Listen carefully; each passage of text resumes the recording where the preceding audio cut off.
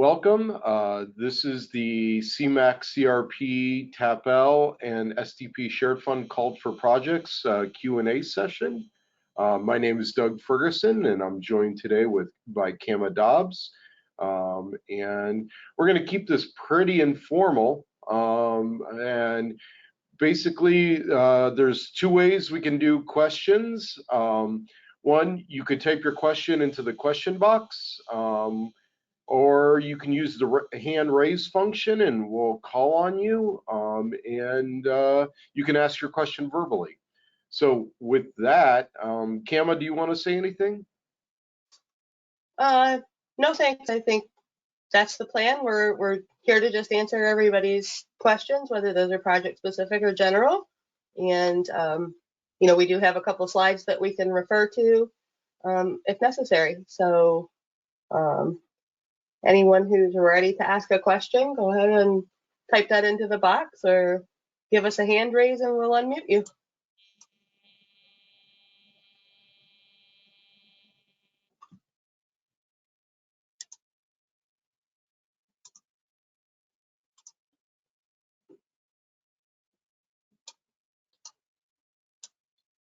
All right, and I see that everybody's just curious to hear everybody else's questions.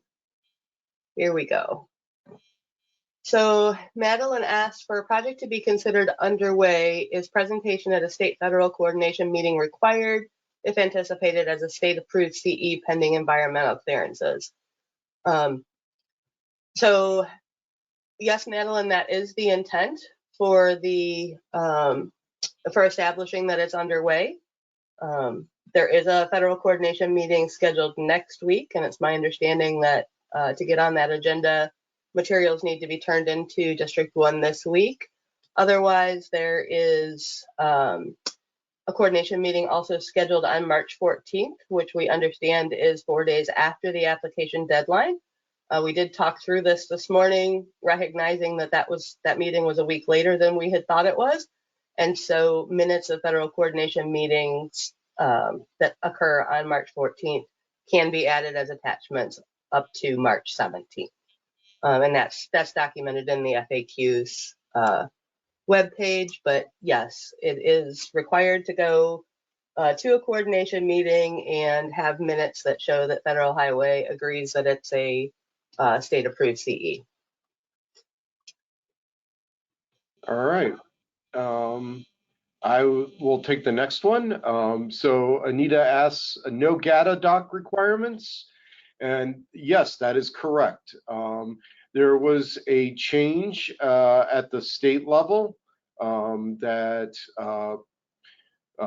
federal funds being processed by IDOT do not require to go through GATA anymore. We're still waiting for the final guidance from IDOT on that, but our staff's understanding is that projects will no longer need to go through GATA and fill out all that for CMAQ, TAP, STP, or the CRP funds. Next was, do you recommend a resolution from applicants regarding their own local match? The guidance says a resolution from partner agencies should be submitted to document those contributions. So the answer to that question is no, a resolution is not required for a single applicant. However, in the shared fund, there are some qualifications around partnering where partners need to be financial participants in the project.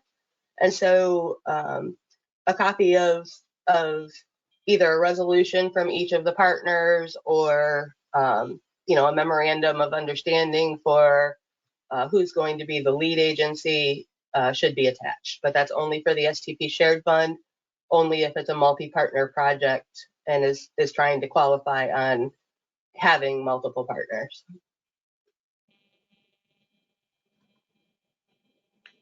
Okay, looks like Dave is asking, is there any maximum funding requests on any of the programs?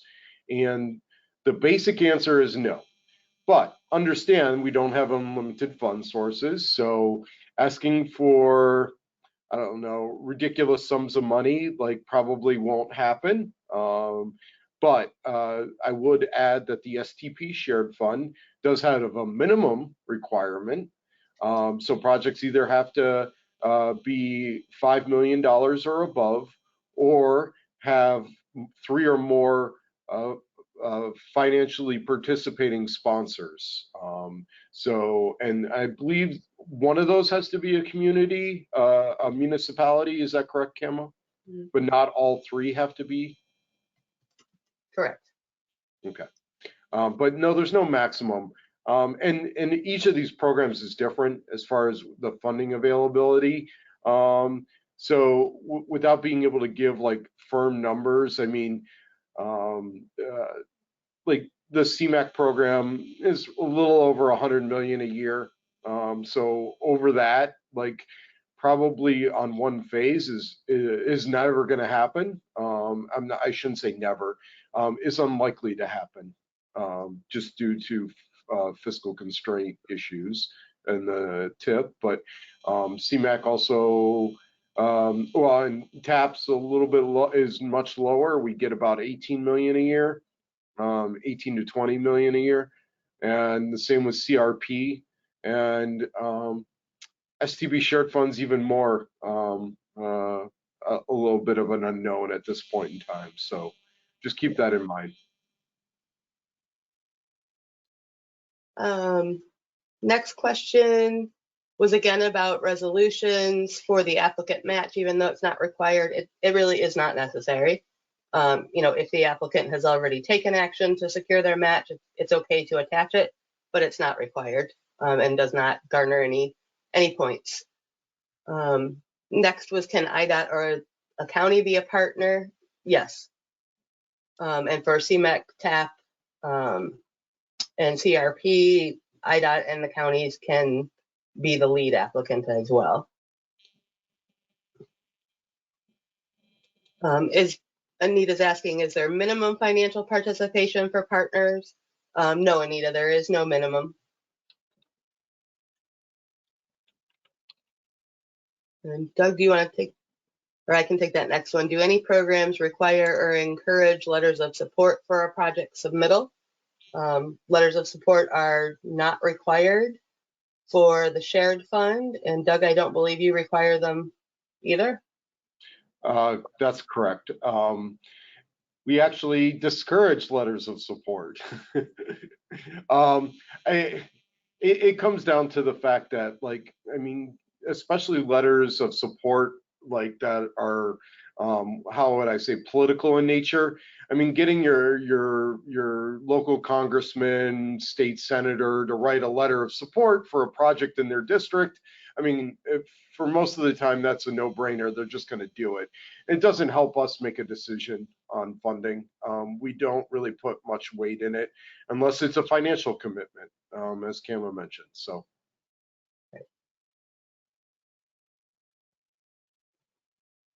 See. Go ahead. As I say, for projects to be considered underway, the text states IDOT BD&E needs to have begun the ESR review. Does that just mean a sequence number needs to have been assigned, or is there other documentation required? It's preferred that there's some documentation that BD&E has begun their review, whether that's asking questions or, you've had a meeting with the Cultural Resources Unit or, Historic Preservation. I'm going to say this is the first time we've had this requirement, so what that documentation should be is pretty loose, but some kind of documentation that review is underway would be appreciated. It could be minutes of a meeting with IDOT, saying that you've met that milestone, whatever you think is appropriate. We will follow up if there are questions.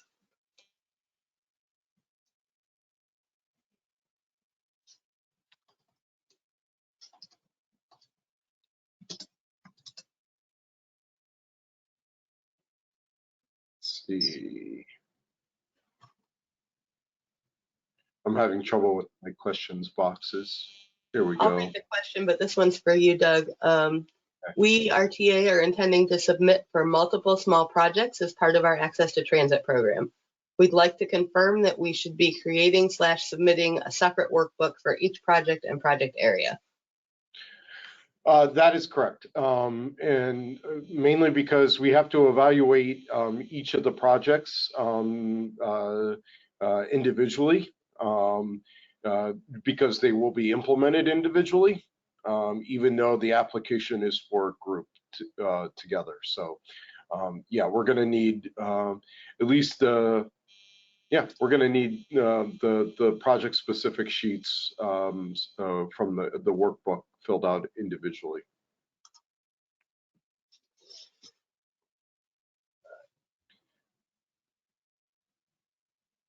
For projects to be considered underway, a CE determination needs to have been made. This is not finalized until environmental clearances are received 6 to 12 months after ESR is submitted. Was that the intent of the language, or can a determination be made pending environmental clearances? So for the project to be considered underway, BD&E needs to have started their review, but there are several different degrees of completion for phase 1 engineering. Maybe you could pop that slide up, Doug. So there are 4 different degrees. One is complete, nearly complete, substantially complete, and underway. So you can apply for funding if your phase 1 is underway. And then the phases that are eligible to be funded vary based on what that degree of completion is.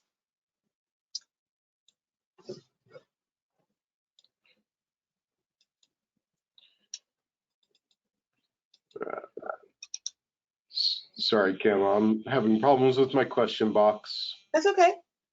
I can keep reading here. Bike ped barrier elimination points for complete streets. Booklet page 43 chart says 10 points. Paragraph page 44 states 0 points. So I'm going to look that up, and I'm going to read the next question regarding CMAQ for Doug to answer while I'm shuffling through the book here.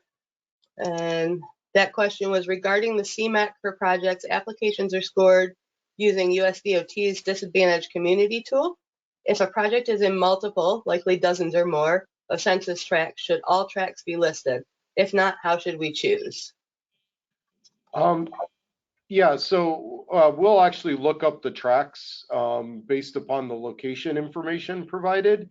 And the way we'll score the project is based upon the score for the highest scoring tract will be what the project receives. So as long as you map it, like you don't have to map it out in the DAC tool unless you're curious how your project will score. We'll be doing that individually for all projects. Right.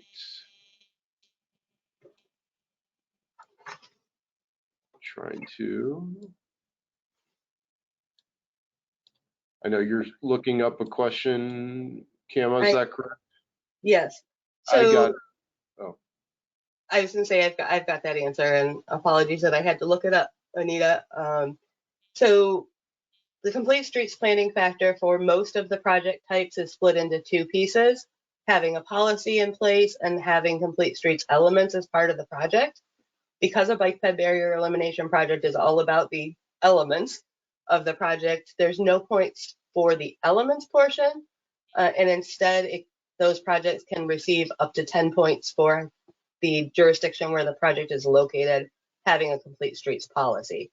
So that one's just policy based, while all of the other project types that it applies to are split between policy and elements.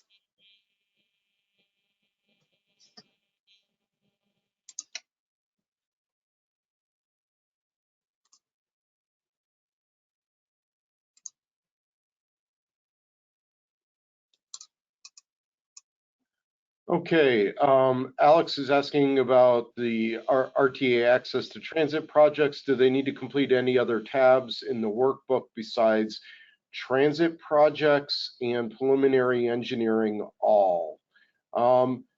Alex, I believe that is it. I'm trying to think. should be something that describes what tabs need to be filled out for what types of projects, but I believe that is it. Actually, and I'm having trouble accessing running the PowerPoint and being able to open that document right now. But I can make a note, Alex, to take a look to just get a better answer for you. It just may not be on this call.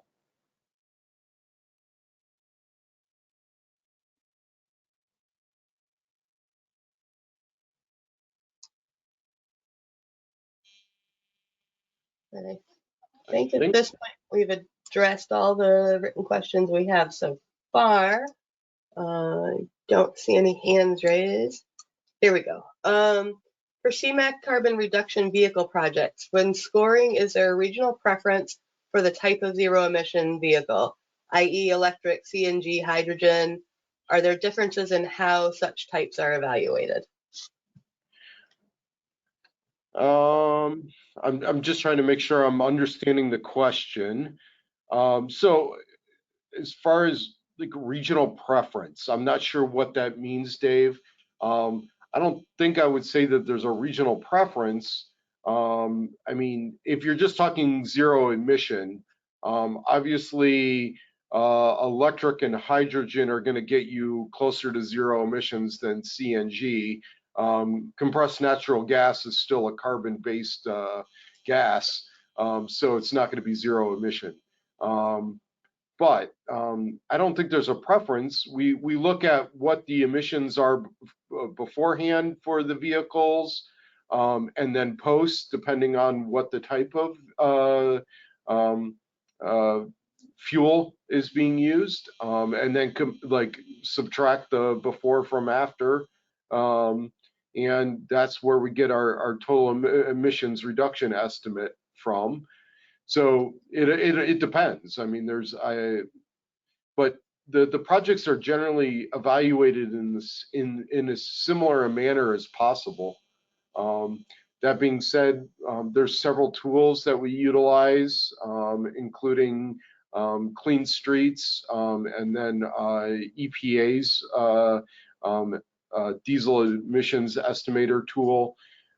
It depends on the type of project. Some can't be done in some of the applications, but we try to keep them very similar.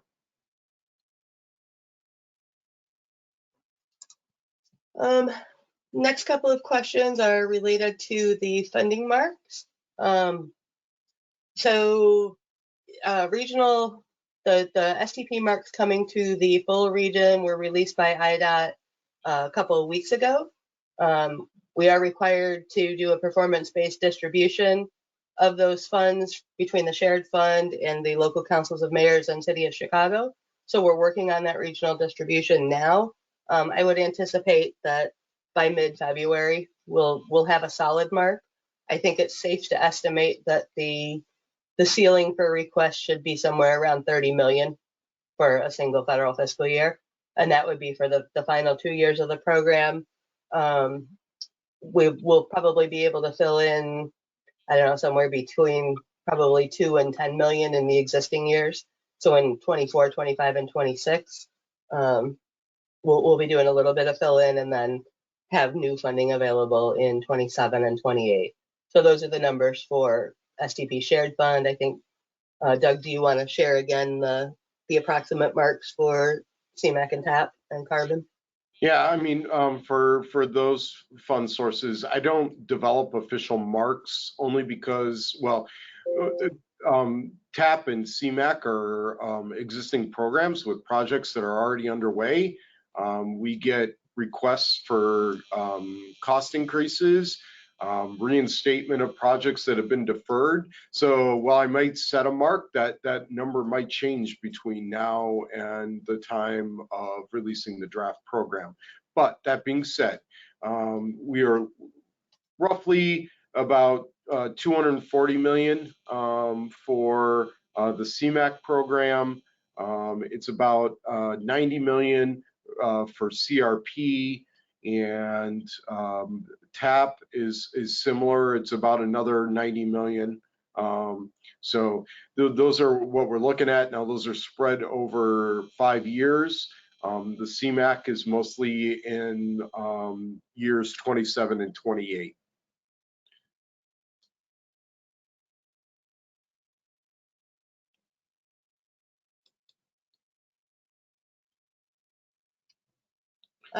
Madeline's asking if a determination at the IDOT kickoff meeting is made for a project to be processed as a state-approved CE pending environmental review, is coordination at an IDOT FHWA meeting still required? No, if there would not have to be a federal coordination meeting because it's state process, you do not need to hold a federal coordination meeting. All right, Steve is asking, are electrification projects like the installation of electric charging facilities eligible for consideration through this process? And yes, they are. Specifically, CMAQ and the carbon reduction funds will consider electrification projects, but they have to be transportation, and they have to reduce emissions from transportation. So like, say, I know this isn't quite the question, but like we've had applications where they were like, well, we're going to put in signal heads that are not incandescent, but what's the word I'm looking for? LED. And so there'll be more fuel, there'll be more energy efficient. Well, just because those aren't eligible for CMAQ funding or carbon reduction. However, you could, as part of a signal interconnect or signal modernization project, put in the new technology. You just wouldn't have, there would be no additional benefit for going for more fuel efficient or more energy efficient signals. But charging stations for EV vehicles, charging stations for compressed natural gas or hydrogen are all eligible. And I would add too, you know, if you have a question about a specific project, something like that, doesn't fit neatly into one of the project types, you know, feel free to send us an email, or you know, as questions wind down here today, if we still have some time, we can talk about a specific project, but you know, it's probably better to talk through the specifics with us before spending the time filling out an application.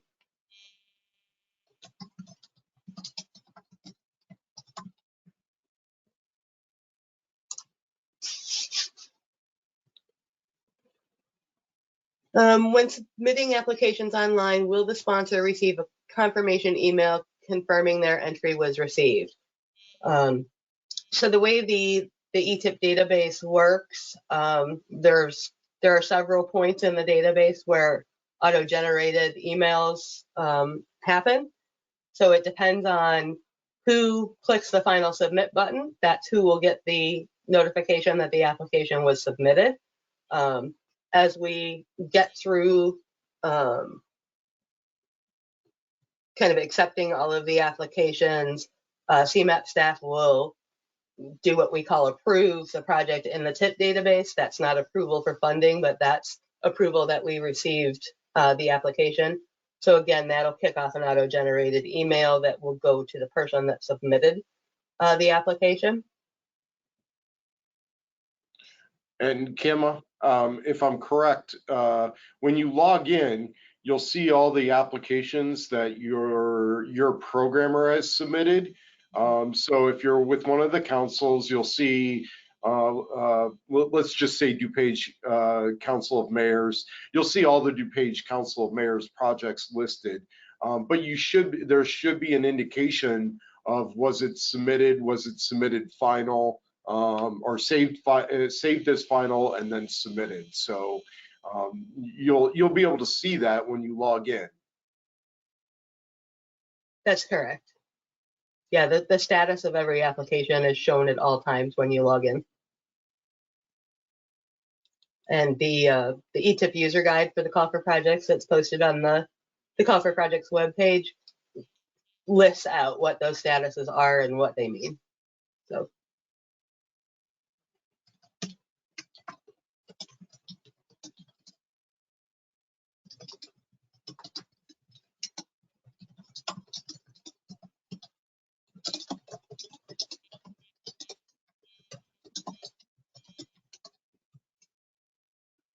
Okay, not seeing any other questions. Let's see, and no hands raised. So I'm just going to start talking now. One thing, this is just as a reminder, if you are a consultant and you are submitting projects in multiple councils, and you've put in for your ETIP user request, don't forget to send Kama and I an email specifying which councils that you will be submitting for, so that we know. It just saves us time. It's one more thing that we have to do to send you an email to remind you to tell us which councils you're submitting on behalf of. So just please keep that in mind. Trying to think. Say to add to that for consultants, if you don't know yet, tell us who you think right now, and if you wind up helping out another community later, just again send us an email and we will update your access rights.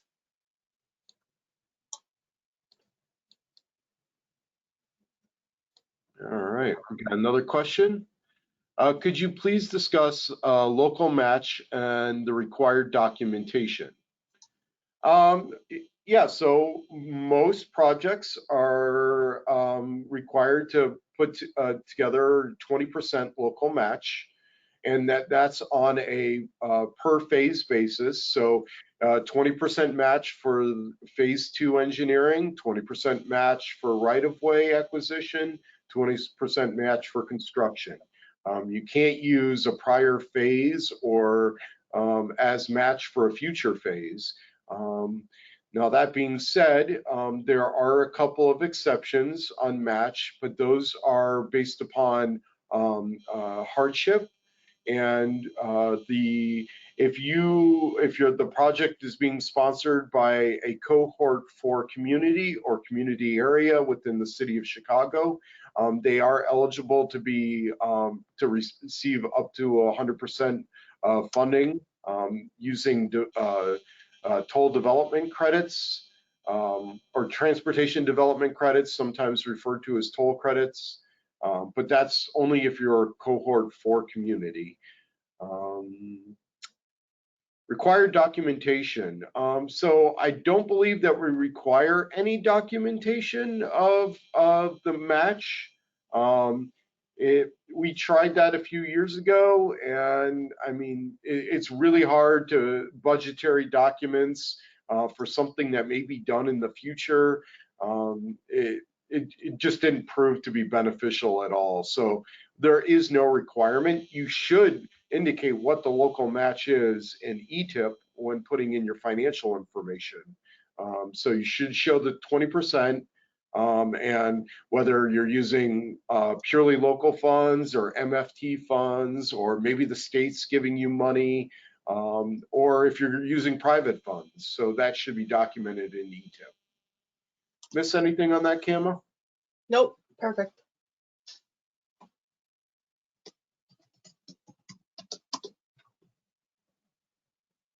I lost my questions box. Okay, there it is. Okay, I got the next one then.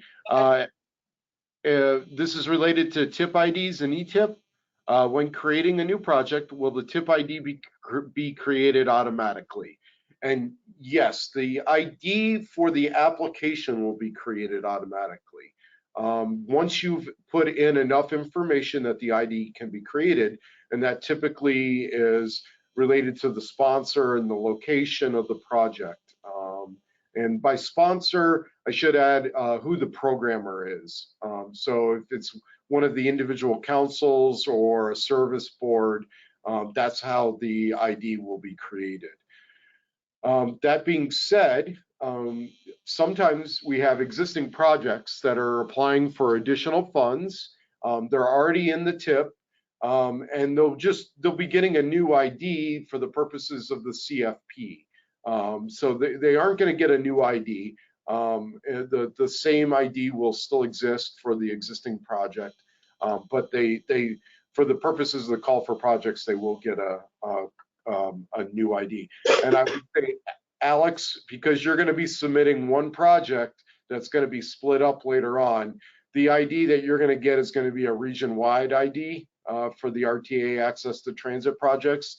And then if funded, we would break out those individual projects into at that time, like in October, November timeframe, into the tip with brand new IDs.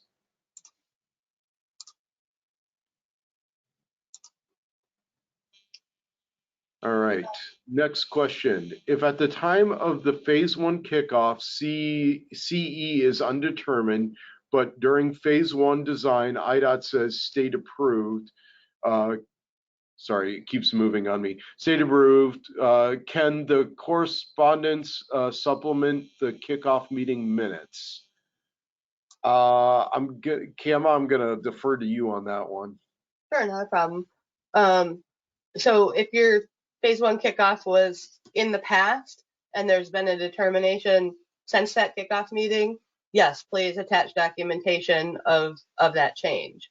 If you haven't had the kickoff yet, or nothing's changed yet, no, you can't, nothing can be attached after the application deadline. So if it changes a year from now, that doesn't matter.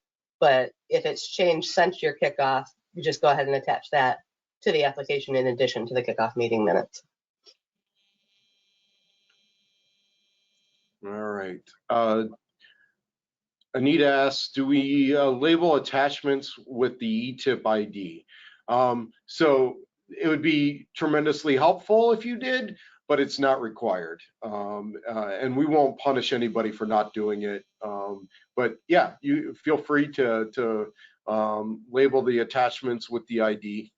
That can be helpful once we download those attachments. It's one less thing we have to look up at some point in time.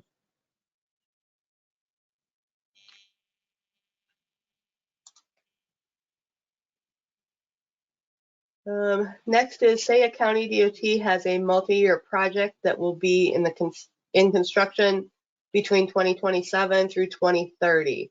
Can the county DOT make a request in this cycle for funds in 27 and 28, and then request additional funds next cycle for 29 and 2030? So the way federal funds work, there is one federal fund authorization, regardless of how long it takes to construct a project. So you would want to request funding for that starting year of the project, except if you plan to issue multiple different construction contracts with multiple state job numbers, multiple federal project numbers. So those you would submit as individual applications in the appropriate year.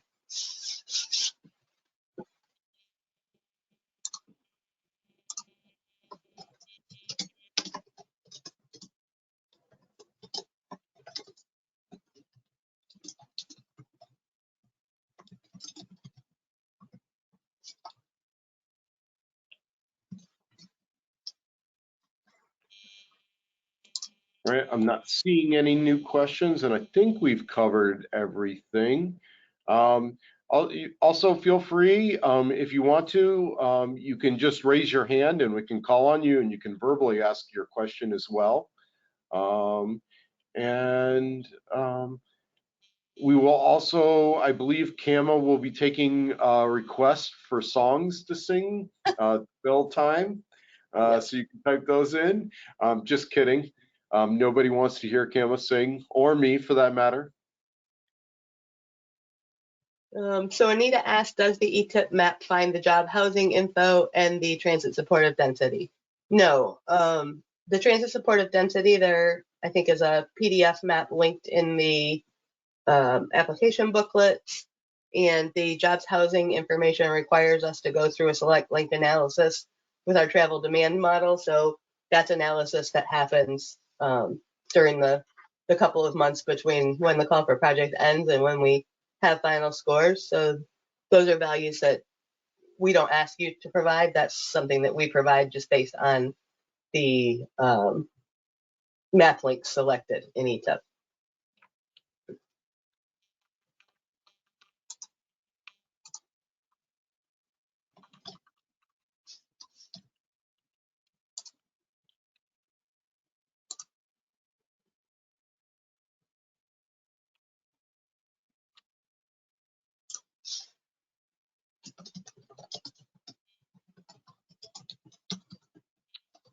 Okay, not seeing any hands raised.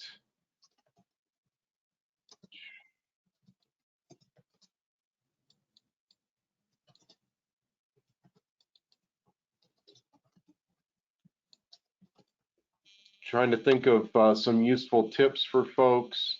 I know we've said this before. Oh, did we get something new? No. No. Okay. What's written answers as we go here? Yeah. Just some useful tips as you go forward. One, I can't emphasize this enough. If you are a local sponsor and you are going through your council of mayors, reach out to them sooner rather than later. Keep them abreast of like how the application is going, and let your PL know when you anticipate saving as final. It could be helpful for them in putting it into their workflow. Also, if you haven't done so already, don't forget to get your ETIP login. Don't wait until the last minute. We would hate for someone not to get something in on time because staff didn't approve the login request early enough. So get that in. And Cam, I'm not seeing any questions. Are you? Not at the moment. Okay.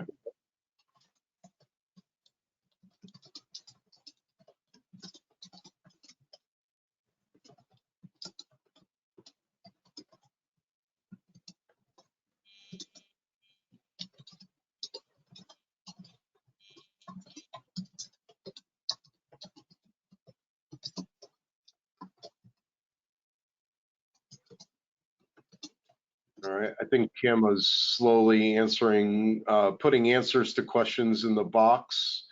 And let's see here. Trying to think of other things to talk about. Give me something, Kama. Anita just asked, when do the council priorities get decided? So council priorities are for the STP shared fund, and those are due to be submitted to CMAP. I forget the specific date, but it's in April. So CMAP will provide a list of eligible applications to all of the councils, and then there is a date, and I sure can't find it quickly, but there is a date by which they have to, there it is, April 21st, by which those councils have to assign those points. All right, I got another question. Dustin is asking for a bicycle lane construction project in the TAP-L program. Must the project be in an adopted plan by the March 10th submission deadline to be eligible? And the answer is yes, it must be in an adopted local regional plan. We make it a pretty broad like requirement, but yes, it should be done before March 10th.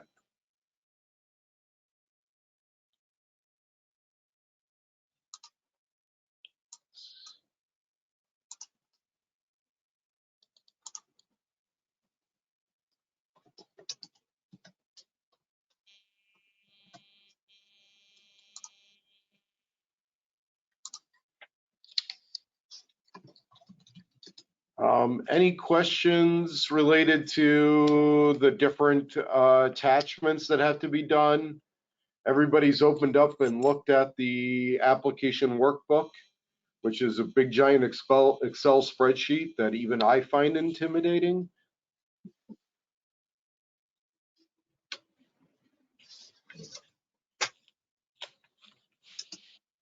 Let's see here, just trying to come up with waiting for questions here. Let's see here. We got Anita asked, there is no minimum funding for CMAQ or TAP. No.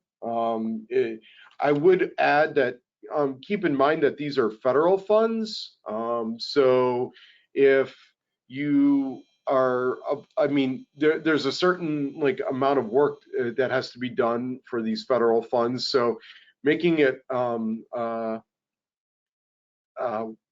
don't know what the word I'm looking for is. I mean, like having a certain amount of money involved is probably like if you're just doing some striping on for a bike lane and that's it, it may not be worth it depending on the length to go through adding to federalize the project. Now, if there's already federal funds on there, then it probably really doesn't matter. But yeah, there is no minimum requirement.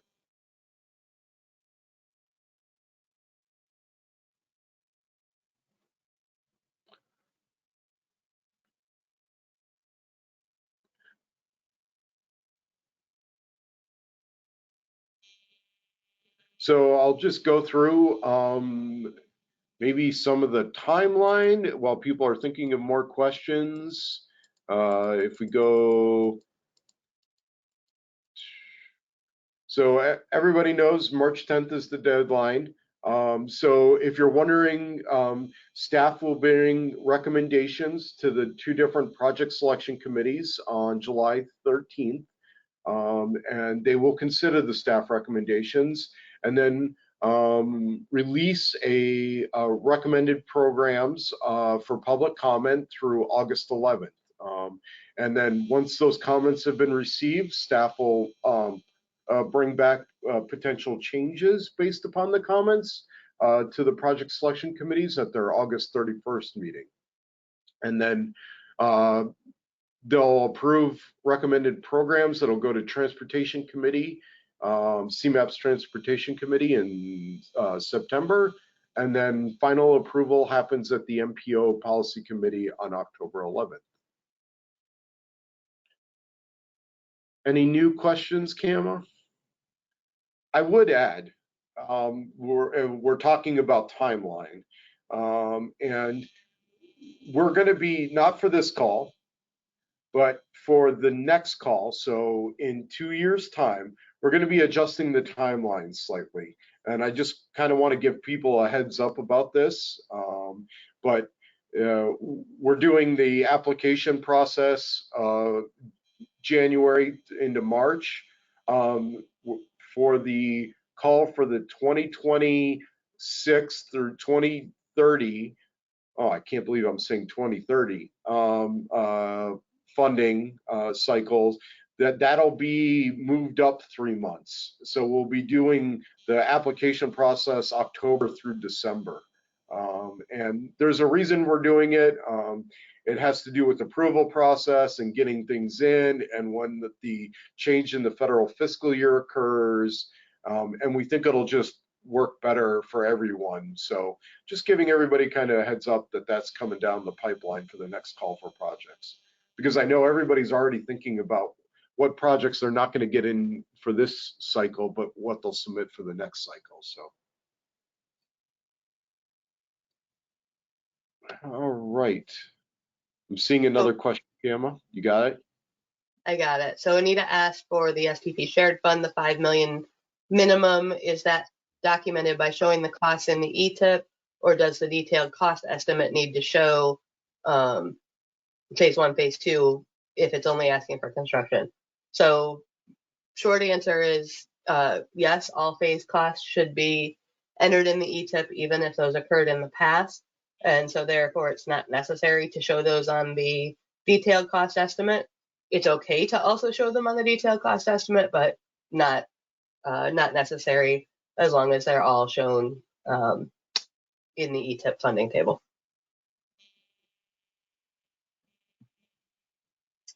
Doug, question for you. Would a local multi-use trail that connects to a planned regional trail within an approved plan be considered eligible for CMAQ and or TAP? Yes, it would be considered for CMAQ and TAP. And on the TAP side, while it may not be a regional plan, a trail that's identified by the Regional Greenways and Trails Plan, connections into the Regional Greenways and Trails Plan do receive a significant amount of points. So it is eligible and there's the potential for it to be considered for funding as well.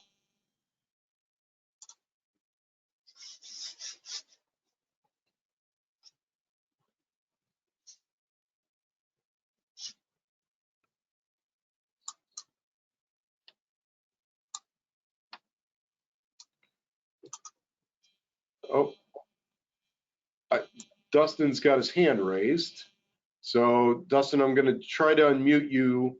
You may have to unmute yourself. Like, I think I have it. Can you hear me? okay. Yep, we can hear you. Yeah, I figured since you opened the floor to the next call, I'd go ahead and ask a little bit more if you would allow. So you were saying October through December, is that 2024 that the next call would be open? Let me do the math here. No, yeah. Yes, you got it right. It would be October 2024 through December 2024. Okay, and then would this kind of selection of projects, would that go to the PSCs and the MPO policy committee any earlier than the current timeline? Yes. It would be shooting for June approval at the MPO policy committee. Okay. Thank you very much. Those are my questions. I figured it'd be easier to ask them with my voice rather than my fingers. So thank you. Yeah, and it gives us a break from having to read people's questions. So I appreciate it.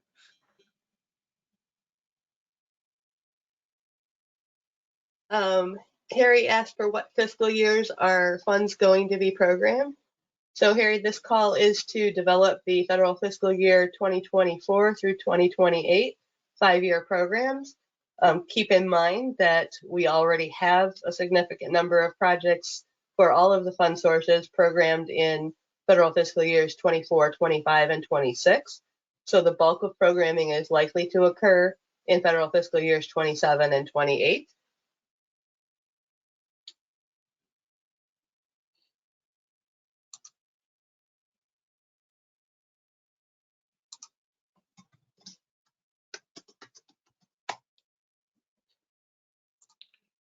All right, I got another hand raised.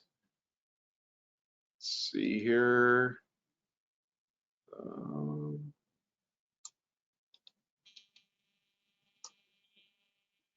I think you're unmuted, Byron, but you may want to, you may have to unmute yourself. There you go. How you guys doing? Not too bad. How about yourself? Doing good. I appreciate you guys taking the time for this, and I sent you an email the other day. I appreciate the quick response. So we're applying for an intersection project to try to fund the right-of-way. We already have STP funds through Lake County just for the project in general. So I'm already in the TIP. I'm trying to figure out, I'm still reading through the ETIP instructions. Would it not be a new project? I'm trying to figure out how to like attach to the project that's already in ETIP, or do I select it as a new project, but then it gives me a new TIP number?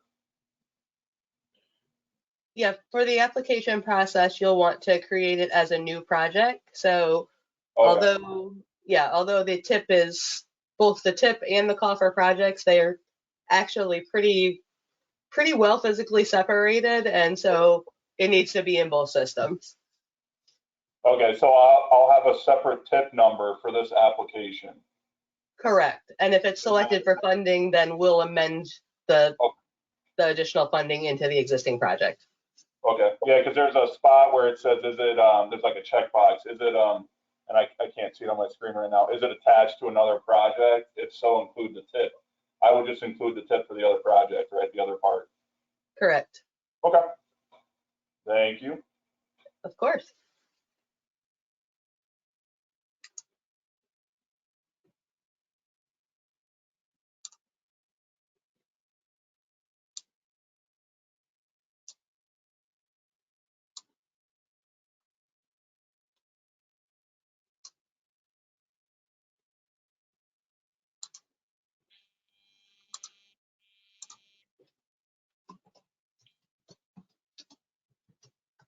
All right, Kama. Not seeing anything, any hands raised or any new questions. You got any topics you want to talk about? I don't think so. I think, strongly encourage everyone to, if you haven't used the ETIP database before, to go ahead and read through that ETIP user guide before you get started. Remember also, for those of you that are local agency sponsors, your planning liaisons spend hours in the TIP every month, and so they know very well how to navigate around the TIP database and are definitely available to help answer your TIP questions.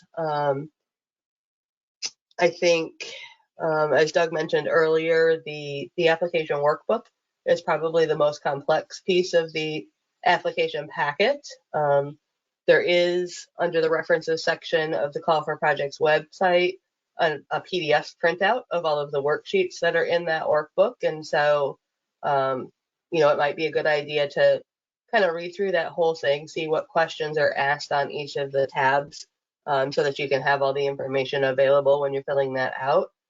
I think another question that I hear commonly, particularly for the STP shared fund, is, for these larger regional projects in particular, they could fit into several of the project categories. And so, it's not in anyone's best interest for us to evaluate projects in all categories. So I would encourage everyone, again, kind of look at that application workbook printout, look at the scoring criteria, and figure out, which category is the main focus of the project, and submit the project under that category. We will only, only score the project on the category it's submitted in.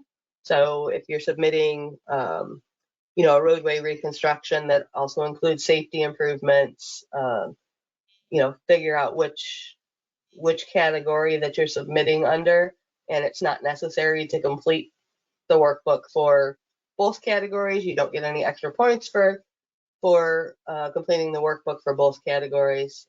Select the one that makes the most sense for the particular project scope. And again, I'd encourage folks to have a chat with your planning liaison about the scope of the project, or with CMAP staff. Although our time is limited, we can't have an hour-long conversation about every potential application. So I definitely encourage folks to start with the planning liaison and then follow up with us if needed. And that goes for a lot of questions too. The planning liaisons use ETIP, well, many of them, for their own calls for projects. So they're, again, kind of familiar with this process. They are familiar with the scoring criteria, and your question is probably not unique, and so they probably have a whole set of answers to the common questions that they can share with you.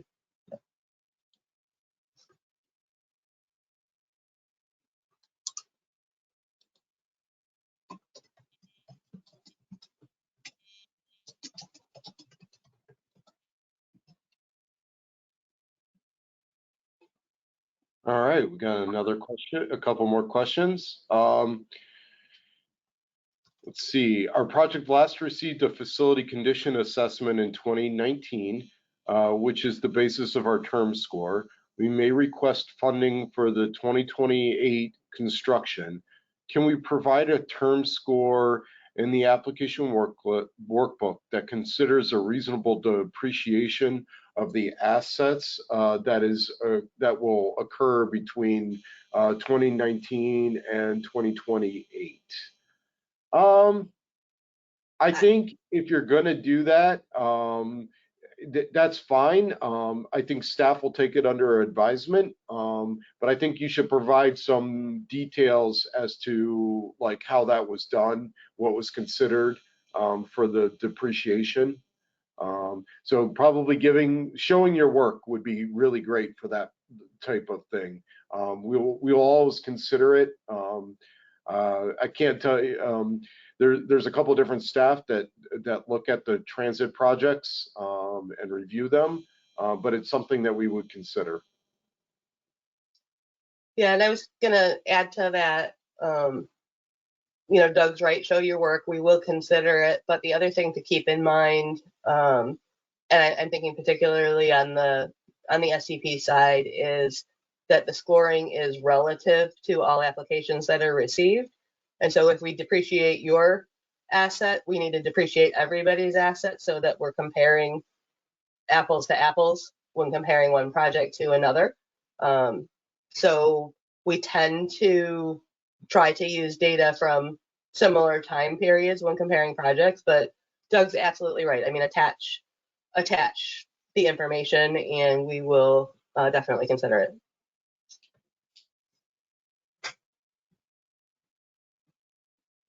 All right. And Go ahead. Sorry.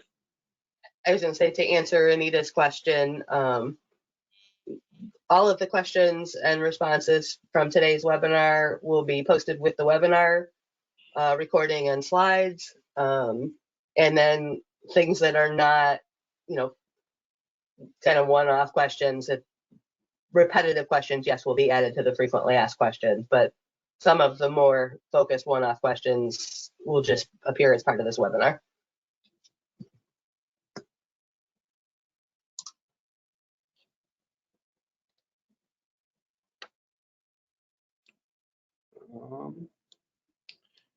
Let's see here. Don't see any hands raised. One question that we get all the time is concerning one of the attachments. So every project needs to attach a detailed estimate of costs and upload it to ETIP. And we provide a simple Word form for doing so, where there's unit costs being asked for, and then totals and all that kind of stuff.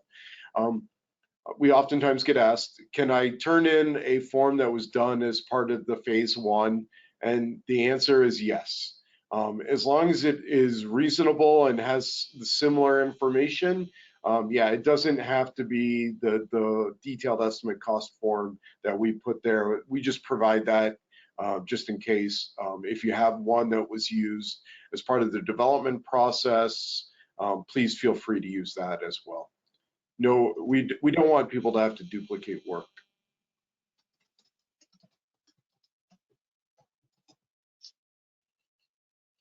Right.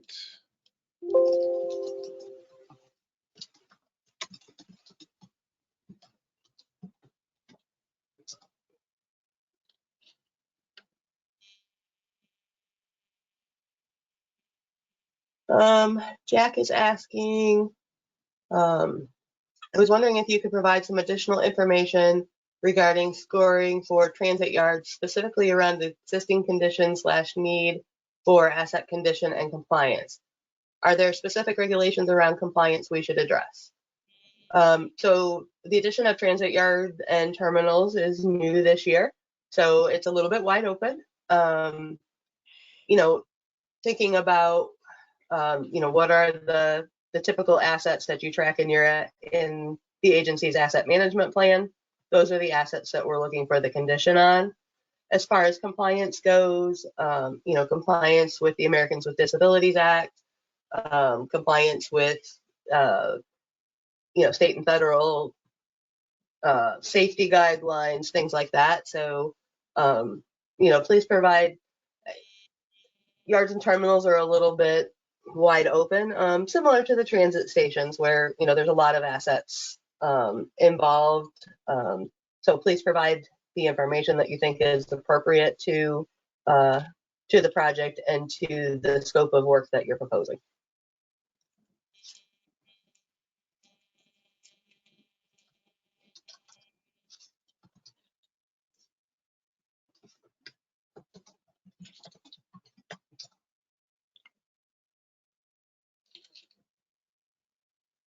Anita's asking if the applicant attaches the PL certification or if that's done after the call is over. No, the applicant is not responsible for that attachment. The planning liaison is responsible for that attachment.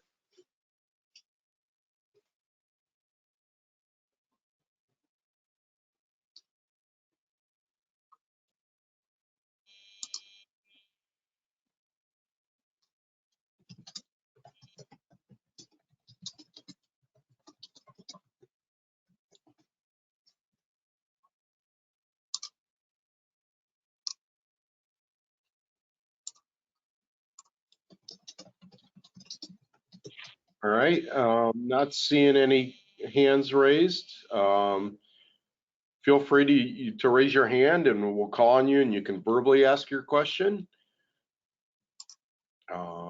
Otherwise, I'm just going to pause here for a second. So we'll be on here for another hour, but I just want to thank everybody for stopping by and asking your questions and participating in this process. So with that being said, feel free to use the question box to ask us questions, or you can use the hand raise function and type your, and we'll unmute you and you can verbally ask your question. So.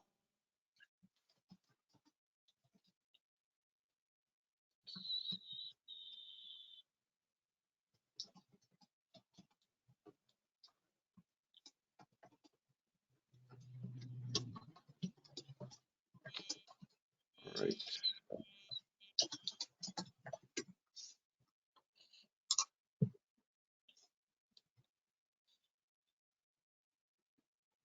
Trying to think of some other fun things to talk about when it comes to the call for projects.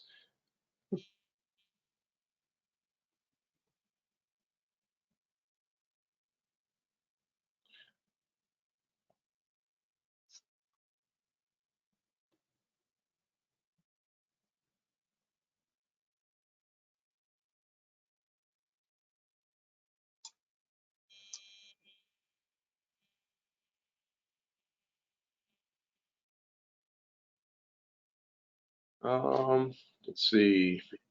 Do we have any new questions, Kama? Not at the moment. All right. I'm looking through different things that have been asked in the past, trying to think of something to talk about.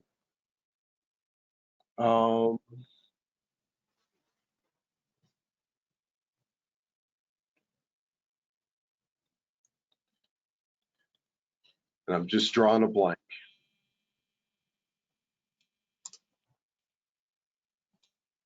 Let's see here.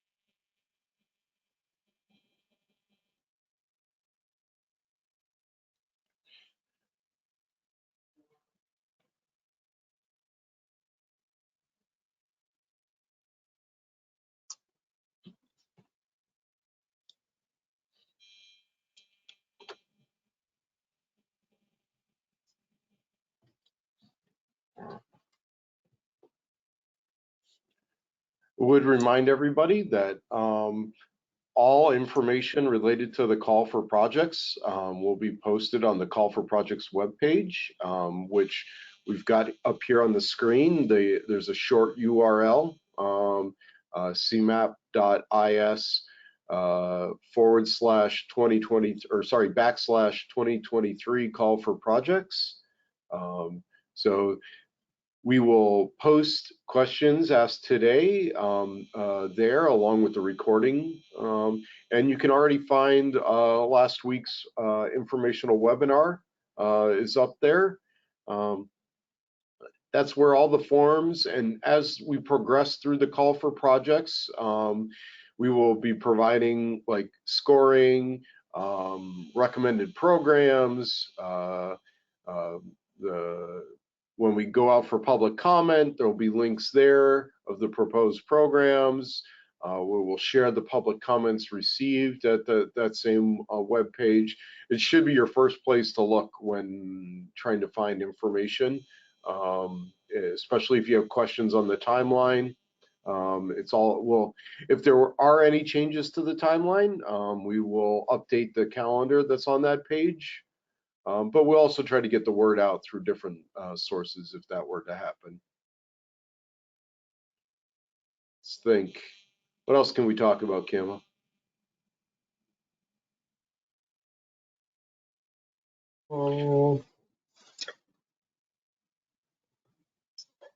Yeah, I don't know. I'm kind of out of general information. And it looks like everybody that's with us now has been with us for a while.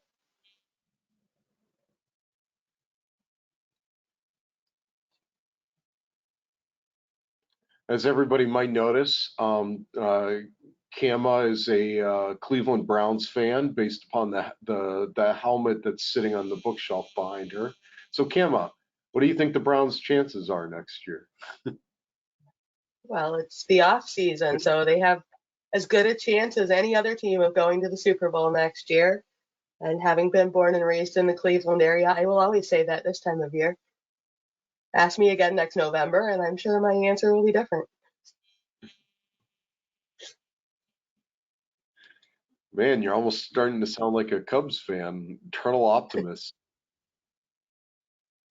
Yeah, there's a lot of similarity between Cubs fans and Cleveland Browns fans.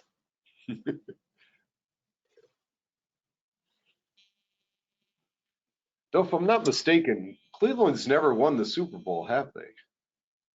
Not since it was called the Super Bowl. They won the championship before it was the Super Bowl. Okay.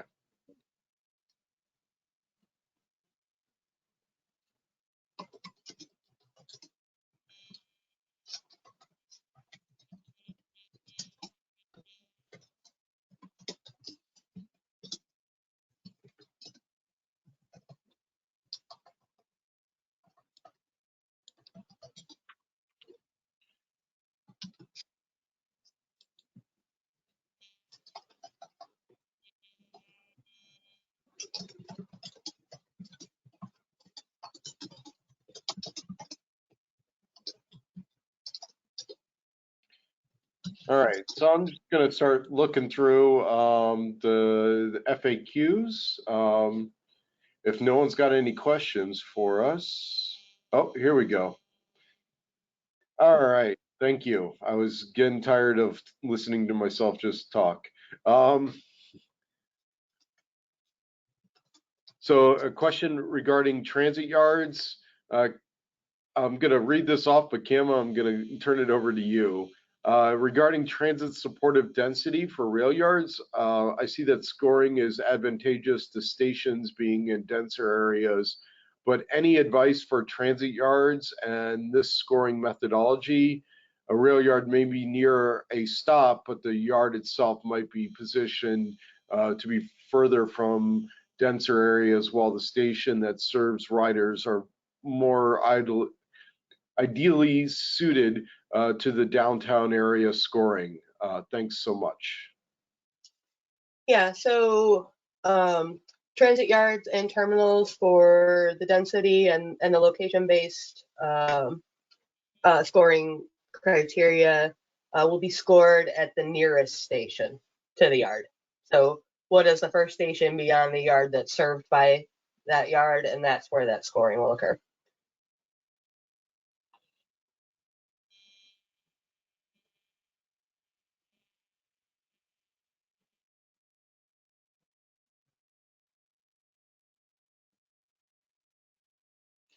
All right.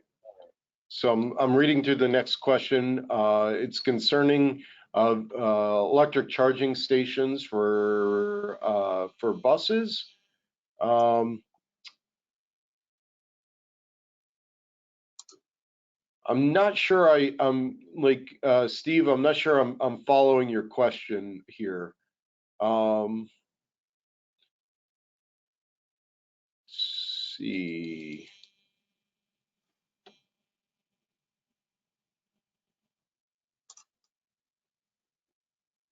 Cam, are you understanding that question?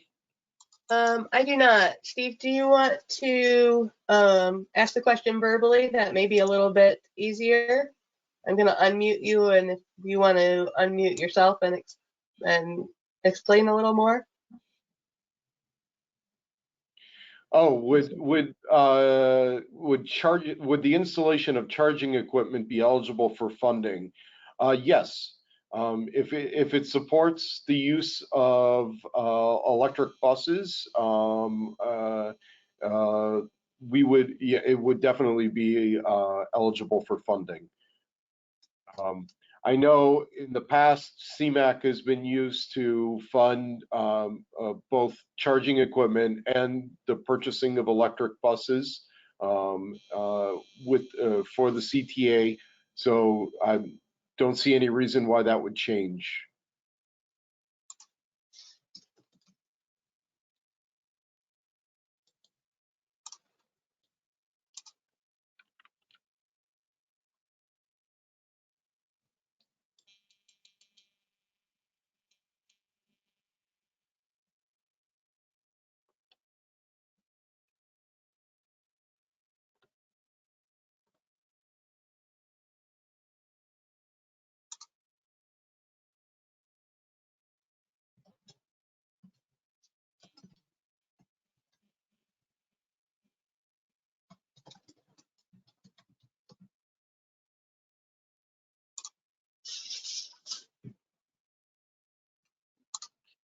All right.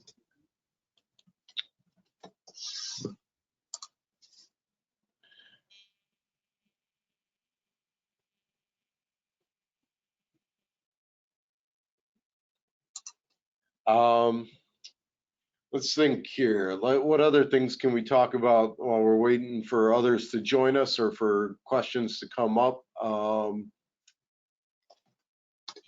So oftentimes we get asked if CMAQ, TAP, STP, or CRP funds can be combined with other federal funds like the Highway Safety Improvement Program on a project. And the answer is yes, they can be combined with those to help complete a project. The one kind of side note is that because they're all federal funds, they can't be used to match each other. So you still have to come up with non-federal matching funds for the local match. But yes, they can go together. STP and CMAQ have for years have been combined together on projects. But yeah, safe routes to school, IDOT's ITEP program. All of those can be combined together.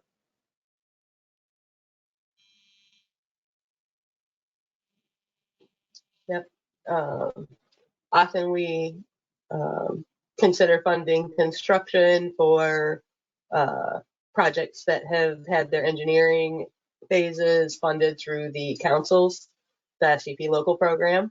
But you know, many of the councils have funding caps, and so can't accommodate full construction funding. So those projects apply for CMAQ, TAP, or STP shared fund to finish out the construction phase. So that's a pretty common combination of fund sources.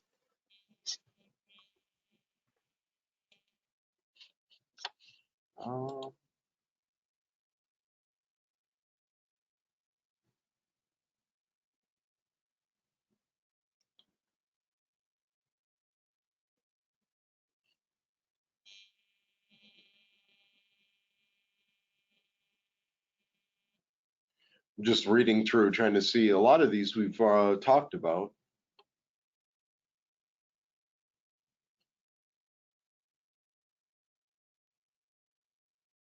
So one question we get asked, will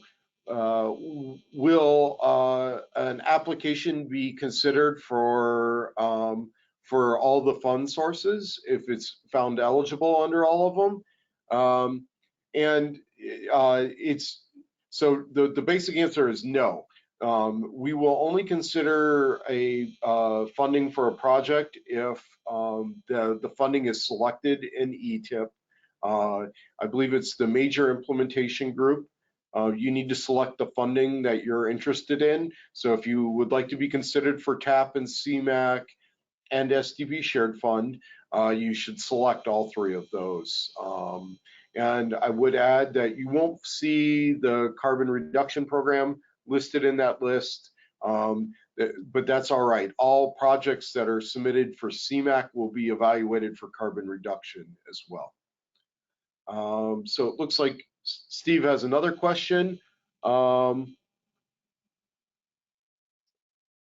Yeah, I was gonna say, Steve, I'm not sure either what CTA's plans are for their next charging station, but Doug and I would be happy to reach out to the CTA and try to find the right person for you to talk to about that. We do have your email address from your registration for the webinar, so we can make that connection after the webinar.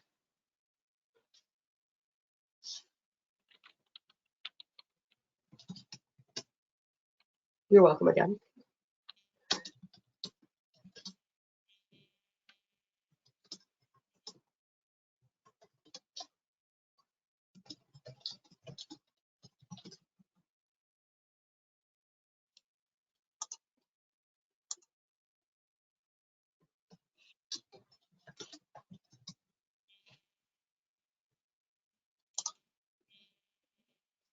I would say for those of you that have been, with us for over an hour now, if you're kind of hanging out just because you want to hear other people's questions and answers, we are going to post a recording of this, so don't feel that it's necessary to hang with us now. You're welcome to hang with us now, but don't feel like you're going to miss out on something if you jump off now.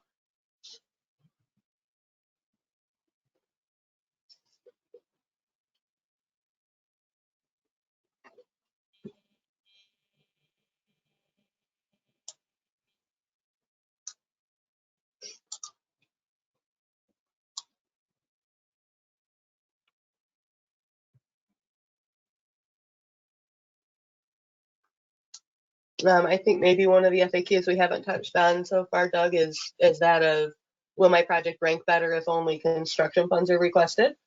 For CMAQ and TAP, as well as the STP shared fund, we use the total project cost, so not just the requested funding, and that's for all phases of the project, from engineering through construction. CMAQ and TAP-L use a cost benefit analysis, and in the STP shared fund methodology, it is the cost effectiveness of the improvement. So we divide the raw improvement score by the total project cost. In CMAQ and TAP, if there is a commitment to the project for overmatch, or where some phases have been funded 100% locally, that commitment is noted for the project selection committee's consideration. In the shared fund, projects actually may receive additional points for having extra financial commitment beyond the 20% match that's required. So there's additional information in both application booklets about that. Yeah, I would note, like with TAP, while there's no points for just requesting something, there is project readiness points.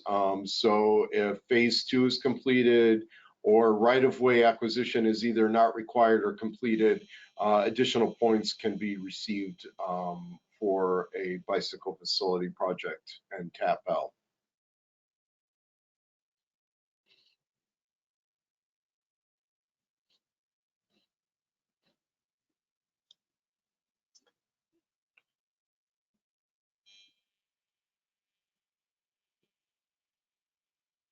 So it looks like Harry just rejoined us. Harry, did you have another question?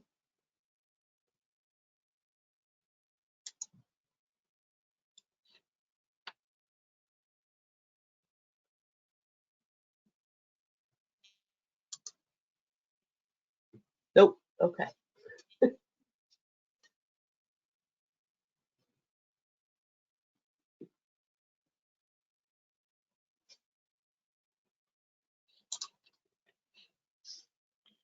Oh, Greg's got his hand raised. Greg, I'm going to try to unmute you here. You should be able to unmute yourself. Yeah, actually, sorry, I was just going to leave a comment and thank you guys for your time. I was going to jump off, so really appreciate it. Oh, yeah, not a problem. Glad you could join us. All right, thanks so much. Yep, thank you. Bye-bye. Bye.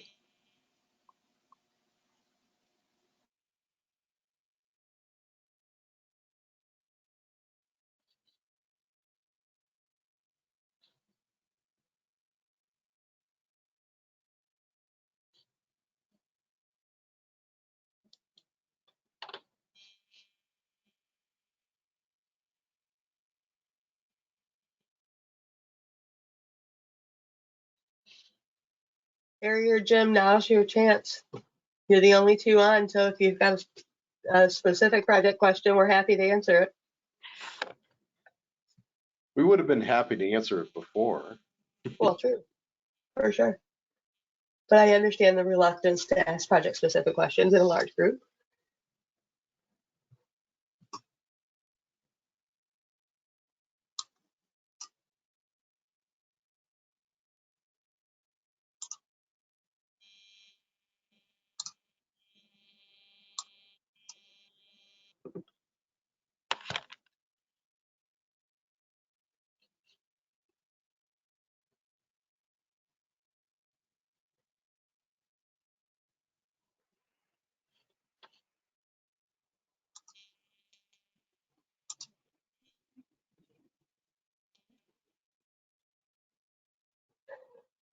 You're welcome, Harry. Thanks for joining us.